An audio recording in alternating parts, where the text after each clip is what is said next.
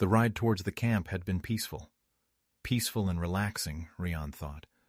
Had he ever ridden a horse before?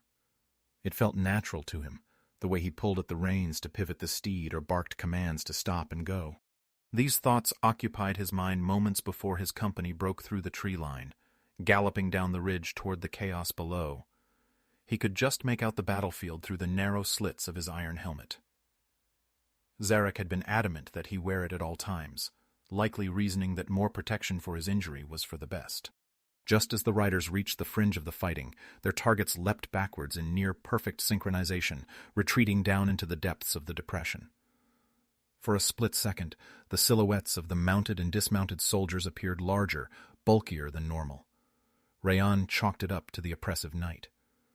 By contrast, the enemies they pursued were entirely devoid of defining figures draped in shadow, betrayed only by the sporadic flicker of reflective armor and blades. "Rian, glad you could make it. Look, we've got one. Lads, tie him up and throw him on the back of my horse," Varric ordered, gesturing up the ridge. He sheathed his sword and helped Rian dismount.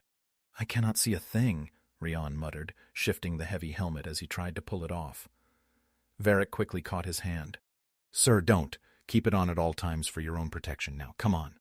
Varric stormed off toward the ledge where the attackers had vanished. A few horsemen pursued them, skirting the perimeter of the enemy's makeshift camp, while others dismounted to secure the high ground above. This was it.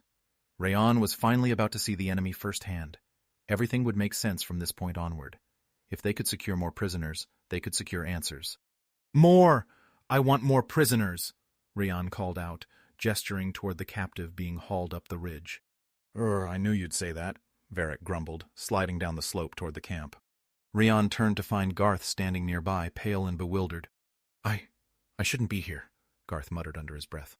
"No more than I, and I'm supposed to be leading this damn thing," Rian replied. Garth offered a faint smile, took a deep breath, and followed the men down the incline. Rian hesitated, surveying his surroundings. Surely, if this was the site of his original ambush, something would spark a memory. The silhouette of the mountains, the shape of the trees, the layout of the camp, or even the strange tint of the enemy's torches. But there was nothing. Readjusting the grip on his sword, he let himself slide down into the hollow below. Everything was happening at once. Overhead, archers rained arrows down on passing horsemen, while riders plunged down the slopes to engage hostiles on the flat ground. The clash of steel and the roar of combat merged into a single, overwhelming din. Distinguishing friend from foe in the chaos was nearly impossible. But Rian looked for the details he knew. His men wore red and gold cloth. Most wore heavy iron helmets similar to his own, and Varric's booming voice was impossible to miss. He decided to take his time. "For the king!" a voice screamed, as a man wielding a battle-axe bolted past Rian, plunging into a tangled knot of dark silhouettes. "King?" Rian thought, but the question was cut short as someone violently shoved him sideways, sending him tumbling onto the dirt. Scrambling to face his attacker, Rian saw the broad, curved blade of a spear buried deep in the mud just inches from where he had been standing. "Sir, watch your flank!" Garth shouted. He followed the warning with a heavy sword strike that sheared through the spearhead, splintering the shaft. The elven spearman cast the broken wood aside and drew a short sword from his belt. He shouted something incomprehensible, a harsh, foreign word Rian had never heard. Garth rushed forward to engage, catching the short sword against the hilt of his own weapon. The resulting shower of sparks momentarily illuminated the attacker's face. Pale skin, sharp features, and ears that tapered to distinct points. Rian froze, his fingers tightening around his grip. "Pointy ears," he gasped. The two combatants locked into a frantic rhythm, trading parry after parry, neither able to land a decisive blow. As Rian's eyes fully adjusted to the gloom, he realized to his dismay that the elves his forces were slaughtering were not the monstrous creatures he had imagined. They fought with a striking, elegant precision, beautiful and mysterious, even in the middle of a bloodbath. Unconsciously, Rian began to lower his blade. The elven warrior noticed the lapse immediately, shoving Garth aside and pivoting to lunge straight at Rian. "No, sir, watch out!" Garth hit the ground hard, the breath driven from his lungs.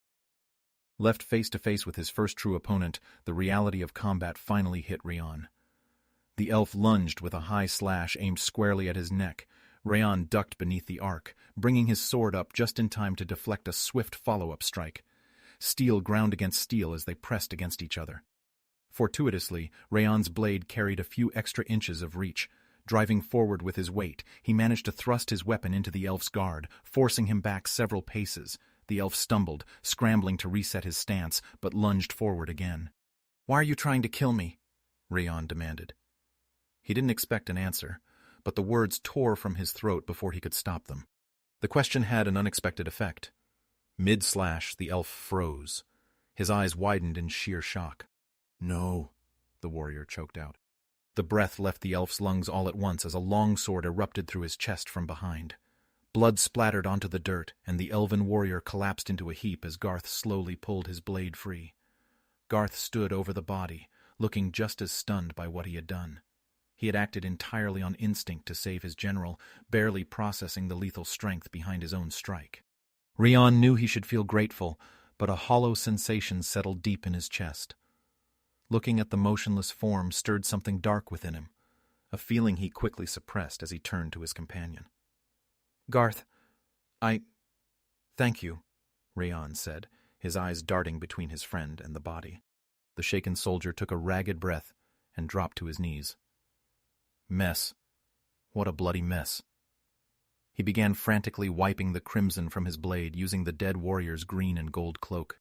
As Rian turned back toward the main conflict, a glint on the fallen elf's weapon caught his attention. Carved into the hilt was an intricate insignia. It was clearly a clan or cultural crest, but something about its specific geometry struck a chord deep inside him. It brought a sudden tightening in his chest, a wave of profound sadness and longing he couldn't entirely explain. Nearby, a horn sounded, blown by a rider attempting to rally the men or draw out the remaining resistance. It achieved both. A squad of dismounted soldiers charged toward the sound, while a pocket of elves formed a protective semicircle nearby, spears braced forward. Both sides hurled curses over the din, the words blurring together in Rian's ears. He had reached the center of the elven camp now. Suspended blue lanterns swayed gently in the wind, casting a spectral violet glow across the dry earth and turning the rising dust into what looked like thick smoke. He gripped his sword tighter, scanning for threats, but a bizarre sensation washed over him. It felt as though he were invisible. Horsemen galloped past without a glance, and elven warriors rushed past without acknowledging him. He felt entirely detached, one man standing alone against a phantom conflict. As he walked deeper into the camp, the smoke and dust cleared to reveal a grim landscape of bodies from both factions, some riddled with arrows, others cut down by steel. In the middle of the carnage stood a tall figure holding a bow. Rian raised his guard, analyzing the archer. The muscles in his neck and shoulders were tightly knotted, an instinctual reaction to the danger. He consciously dropped his shoulders to ease the tension, but the movement caught the archer's eye. She didn't hesitate. Her first arrow flew wide, burying itself in the dirt behind him as she pivoted. The second was deadly accurate. Rian tried to roll, but the projectile clipped the edge of his helmet with a loud crack, sending him sprawling into the dirt. The impact jarred the iron helmet loose, and it rolled away into the shadows beyond his reach. Scrambling back to his feet, Rian felt a warm trickle of blood running down his forehead and cheek. He wiped it away with the heavy fabric of his gauntlet and resumed a defensive stance. The archer reached for a third arrow, but as she brought the bow up, she froze. She stared directly into his uncovered face, her expression turning rigid, her breathing suddenly halting. Slowly, her bow began to lower. Rian kept his blade raised, watching her lips move as she tried to form words that wouldn't come. "Adora!" A distant voice called out from the darkness, though no one responded. Rian took a cautious step forward, his mind racing. Why wasn't she shooting? Why wasn't she running? "Adora!" the voice called again. Still, she didn't break eye contact. Rian was barely a meter away now.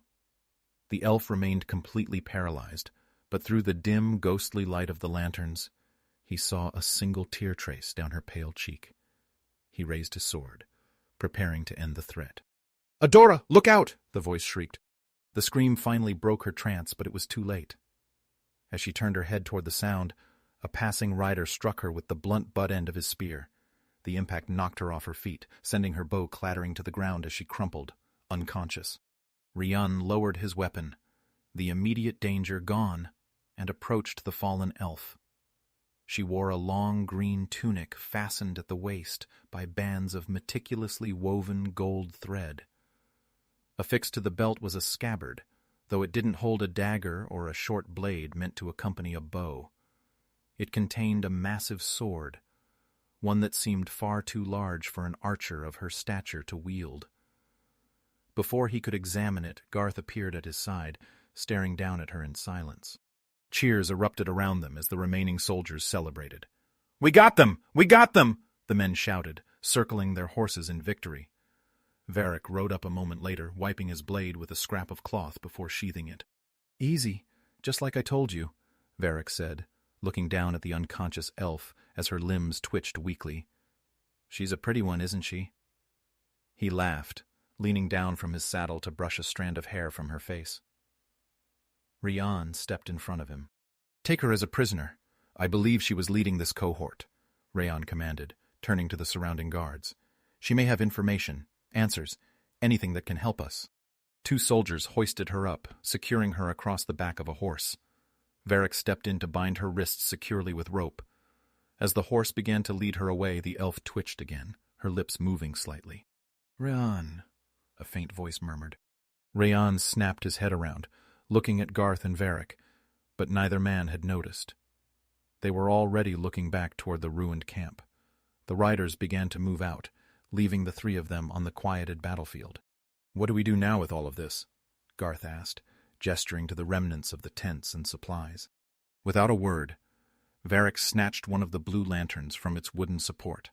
He gave it a sharp shake to check the contents, then hurled it hard against the fence of a prominent green tent. The reservoir shattered, instantly igniting the structure in a brilliant, violent burst of blue and purple fire. "Burn it! Burn it all!" Varric said flatly. He turned his horse and followed the column back up the ridge, Garth right behind him. Left alone for a final moment, Rian stood at the edge of the hollow, his face illuminated by the strange, unnatural light of the blue flames as they consumed the camp. Something about the color deeply troubled him.